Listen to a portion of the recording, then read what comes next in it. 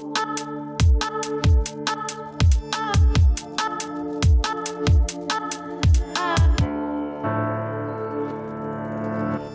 everyone, my name is Colette Gergich and I lead the startup ecosystem across Australia and New Zealand for Amazon Web Services. I'm so happy that you chose to join me today to go on a journey of the startup ecosystem's evolution over the past decade as we hope to understand what lies ahead. 20 years ago, I first came to Australia as a university student and studied up in James Cook Uni in northern Queensland. I was fascinated by Australia's unique environment and culture, and one of my courses was an immersion where we lived with an Aboriginal elder up in Tully. It was there, sitting on the lush grass under a tree, that Uncle Sam taught me about the richness and value of heritage and connection to past. And I came to understand that you really don't know where you are or where you're going if you don't understand your past. So today, I stand on Gadigal land together with people of the Eora Nation, and I would love to acknowledge and pay my deep respects to elders past, present, and future. As a leader who covers both Australia and New Zealand, Aotearoa, I'd also like to say, kia ora, tēnā koutou. So by comparison to First Nations culture, the startup ecosystem in Australia and New Zealand is still embryonic. That said, I'm enormously proud of the role that the humans at AWS Startups have played in shaping the ecosystem here to date. And I'll tell you about a few programs that we run to support startups and the ecosystem more broadly, and how the work that we do is going to help all of you grow the most innovative, inclusive, and impactful startups the world has ever seen right here. The startup ecosystem is a dynamic and ever-evolving network comprised of founders, investors, mentors, service providers, government organizations, community builders. It's a place like no other, but the three defining characteristics of startup ecosystems around the world is that they're dynamic, connected, and fast evolving. When we talk about being dynamic, we're talking about being fast-paced, future-oriented. There's creativity, momentum, optimism, and a real sense that we're all going to be first to the moon. The second is hyper-connected. The biggest surprise for people who first engage with the startup ecosystem is how connected the various components are, especially at a grassroots level. If you've ever walked into a startup hub or a co-working space, and this happens in online groups too, you'd notice the propensity of people to connect, to ask for help, to share learnings and best practices with each other. There's also a culture of experimentation and acceptance of failure as part of an accelerated learning process. And it's ever evolving. So this dynamic and hyper-connected characteristics is what gives startups their biggest advantage, and that's the ability to rapidly learn, adapt, and evolve. This collaborative ecosystem approach is similar to what happens in nature, where the more dense and connected an ecosystem is, the more opportunities for interaction there are. The more interactions there are, the faster it evolves. And the faster it evolves, the more diverse it becomes. And the more diverse it becomes, the bigger challenges we can understand and solve at speed and at scale. It is truly the most exciting place to be. And every day I'm inspired by the world's biggest challenges that startups are tackling. And we'll get to some of those a little bit later. While all the parts of the ecosystem have to work together, today we're going to zoom in on a few parts of the ecosystem that are actually quite unique to startups. It's venture capital, accelerators and incubators, and angels and mentors. And we'll take a look at how they've evolved over the past decade. Now, I really should have put a spoiler alert on this slide because this graph is a dead giveaway.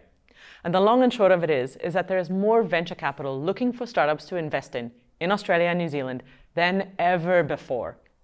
So 20 years ago, you can see on the slide, you could barely say that we had any sort of venture capital available for startups. Starfish Ventures was just founded in 2001, followed by Southern Cross in 2006.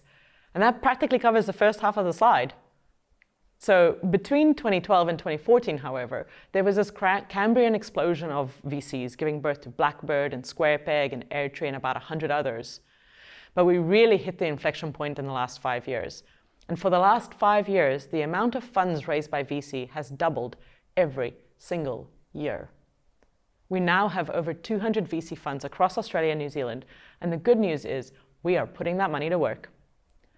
Last year, just less than 250 startups received a piece of that $1.7 billion that was deployed into startups.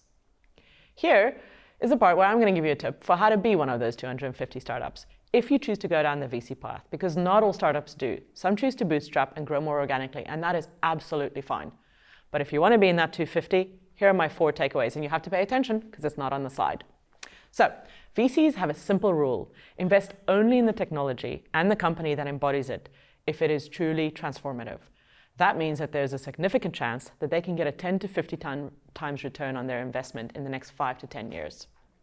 So when a VC is looking at your startups for investing in, they tend to think along 4 risk areas that you have to clear. The first is technical risk. Does your technology actually work? Can it scale? Then the second is, what is the market risk? Do people actually want it? Third, what is the financial risk here? Can you make sure that your business model ongoing and your ongoing operational model won't run out of money? And then last, and the biggest, I think, is team risk. So the biggest reason that startups fail early is co-founder breakups. And the biggest reasons they don't succeed later is having the wrong people steering the ship. So you have to make sure that your team is on point. So that's my tips, and I'm going to wrap the slide just by saying that VC is one of the most important signals pointing to what we should expect for startups in the next decade.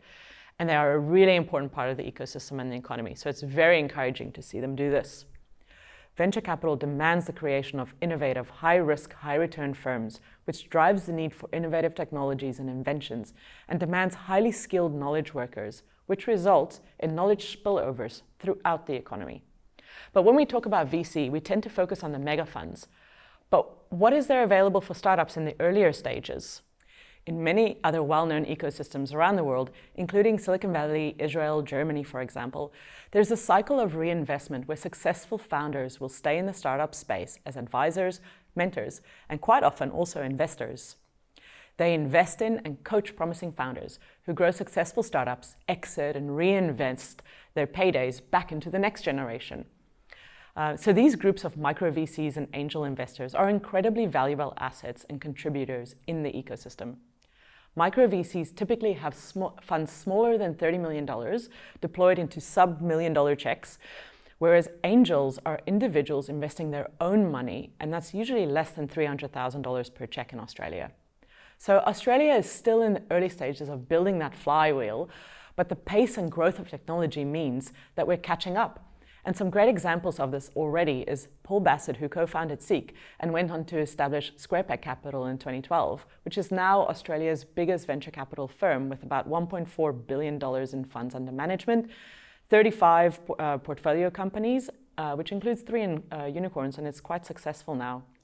So less than a year later, Atlassian's co-founders, Mike Cannon-Brookes and Scott Farquhar, have both established investment funds, so that's Grok and Skip Capital. Steve Baxter also exited Pipe Networks and is now investing through transition-level investments.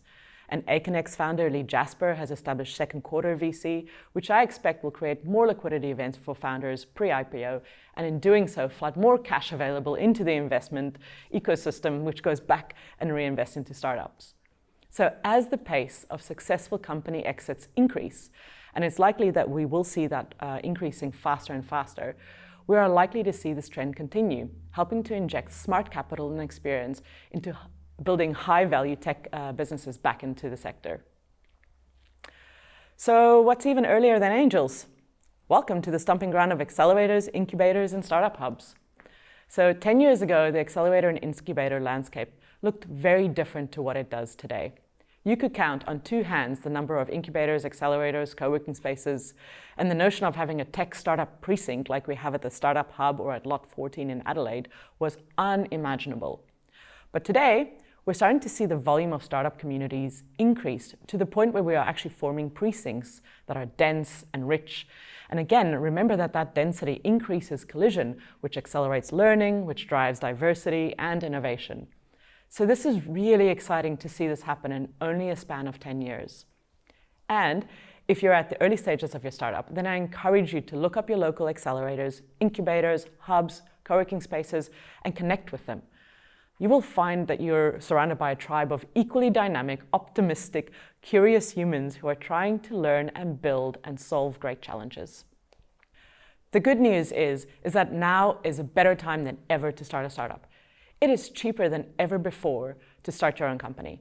Starting a startup is no longer limited to those who can afford to set up their own servers or infrastructure. And big tip, but AWS has a pay-as-you-go model in the cloud that makes it really fast and easy to get started, and it brings that cost right down.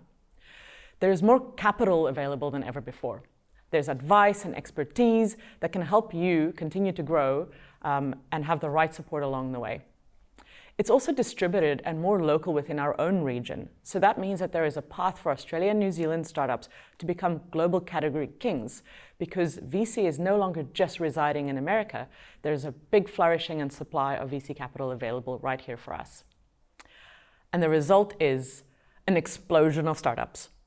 Ecosystems around the world that are able to produce startups better, faster, and cheaper before. And we're seeing that here too. The time it takes a startup to reach true scale and value is also significantly decreasing every year. And in fact, we are now producing just over 1 unicorn per year, and we've done that for the past 7 years here. These are the conditions for innovation. One of the things that fills me with pride is how the ecosystem has become comfortable developing its own identity. We've still got a long way to go, but a focus on inclusion and impact are two things that are quite unique in our ecosystem. And I want to say a big thank you to all the champions and leaders who have worked on this over the past decade to get us here today. We have lots to be proud of. And thank you to the startups who are making this all happen. Whether it was fires, floods, COVID, or climate change, every day, the challenges that you tackle and the work that you do to create the future is the reason that I get out of bed in the morning. And I wanted to share with everybody listening 4 startups that I loved learning about more last year. The first is Fireball International. So Australia is no stranger to some pretty severe weather conditions.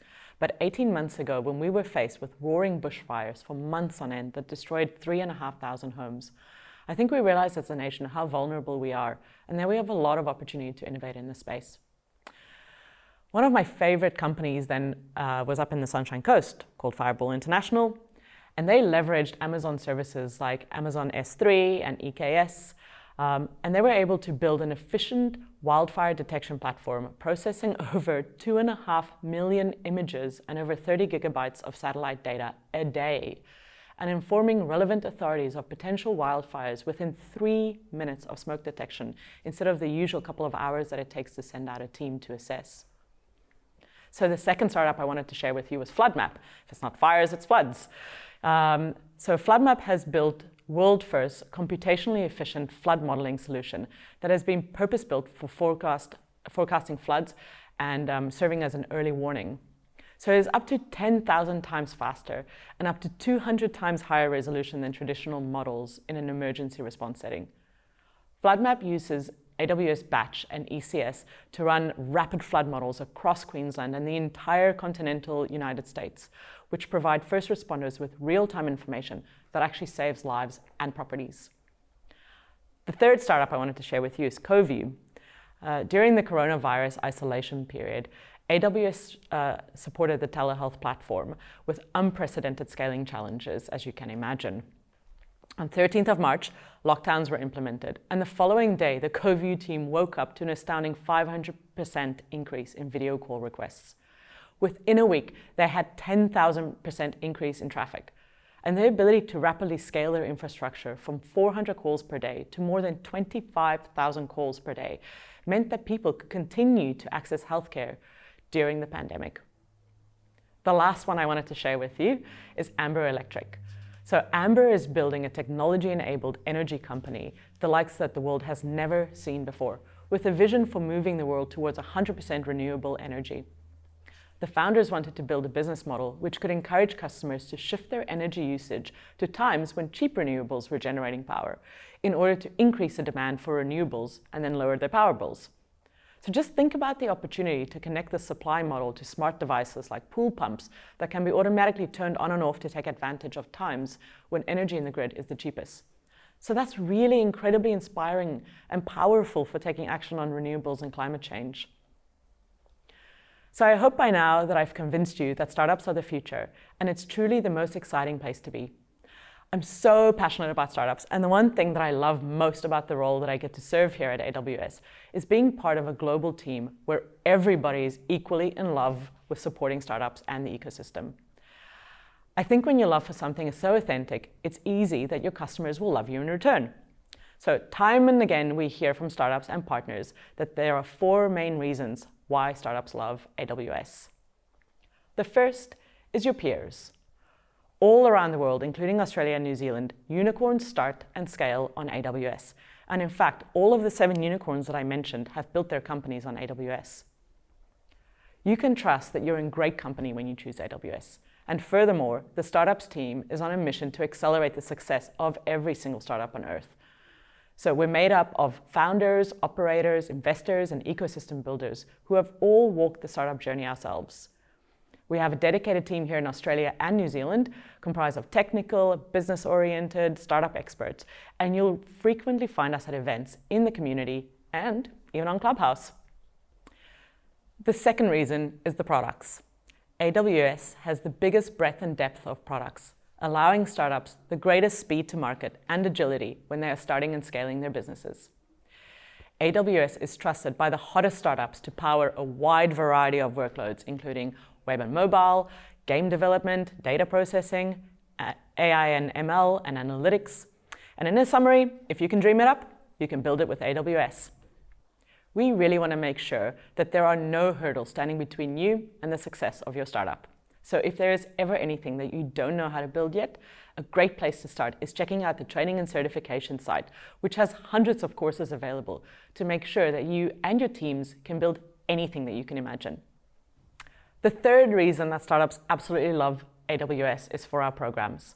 So the startups team run a number of programs specifically designed to help startups along their journey. And I'll give you a quick run through of the benefits of just a couple of them. First up, we have Activate. So our startups team is on a mission to ensure that we make it easier and faster for startups to start and scale their businesses. And Activate is our flagship startup program to give startups exactly that, the runway and resources they need. In 2020, AWS supported the startup ecosystem worldwide by granting more than $1.2 billion in equity-free Activate credits to help founders get started on the cloud. We removed barriers, we lowered your cost to entry, and we extended your runway.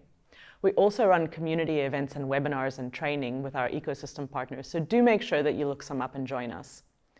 So for scaling startups, we facilitate introductions into potential customers or investors locally and also through our global team if you're going abroad. The 2 other programs on the cards are Amazon Marketplace and AWS Partner Network. So if you can't find exactly what you're looking for in the AWS product suite, Marketplace is a digital catalog with thousands of software listings from independent software vendors that make it easy to find, test, buy, and deploy software that runs on AWS. Many startups choose to list their products on Marketplace.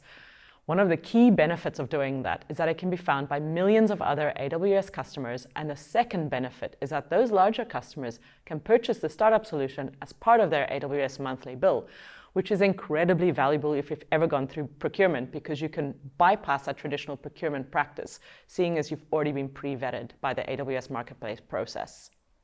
So if you're a B2B startup or a SaaS business, then I highly recommend you get familiar with these 2 rocket ship boosters.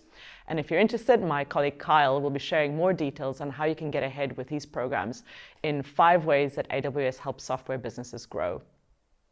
The final program I wanted to highlight is Amazon Launchpad.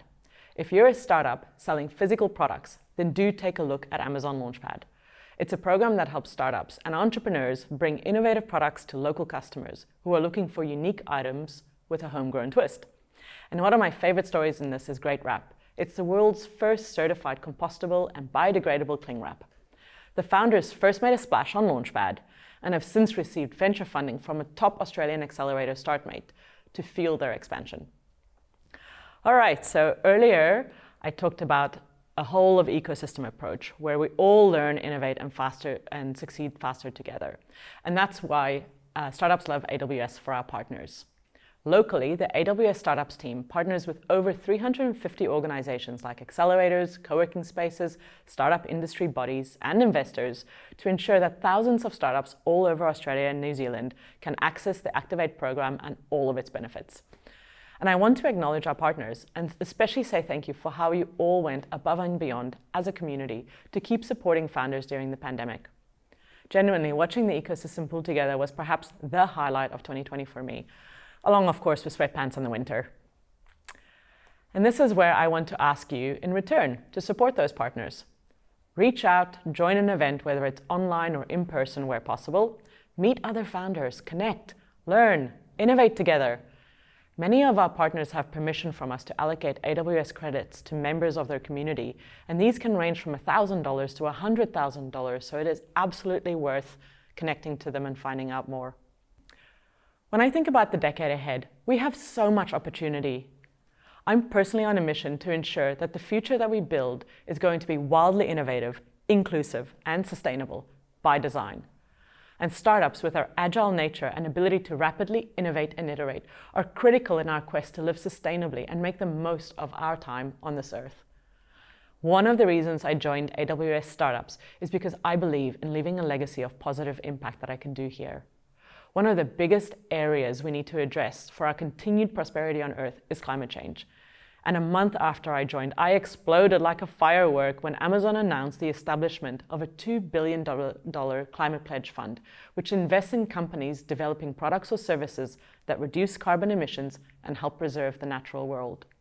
So, if you're a startup in transportation and logistics, energy generation, storage or utilization, manufacturing and materials, circular economy, and food and agriculture, then please look me up and tell me what you're getting up to. In addition to climate change, there are plenty of areas to have impact in, and Australia is producing a couple of impact clusters to keep on your radar, with specialist support emerging in health, fintech, agtech, and food to feed 1 billion people. There is something for every stage of startup here, so take a screenshot and again, get connected. So, how will you place your bet? The one consistent thread that keeps running through the verticals in Australia and New Zealand is that there is a groundswell in the ecosystem for building companies that are inclusive, innovative, and have sustainability front of mind. So my final question to you is, when will you place your bet? Whether you're a startup, an investor, in procurement, in policy, in power, where, when, and how will you place your bet? This is how we're going to shape the future. So, learn, be curious, work hard, have fun, make history, sign up to Activate, and get on with building the future. And if you enjoyed this video, please don't forget to give feedback. Thanks for joining me.